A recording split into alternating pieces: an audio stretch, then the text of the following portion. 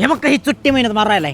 अरे याला जिमला भरायला पैसे नसते म्हणून इथं बागेत येऊन जिम मार राहिलाय. अरे मी जर ह्याच्या जागी असतो ना जिमला जाऊन बॉडी बनवली असती. इथं बागेत जिम नाही होत, लोकांची नजर लागते माहितीये का. नाही तर काय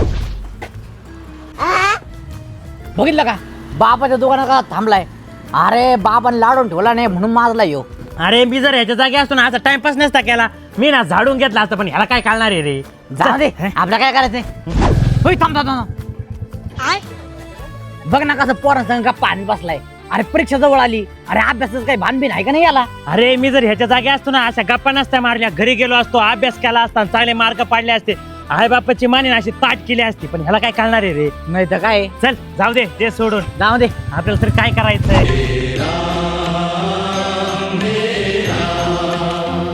हे काय मारायचं वय आहे का.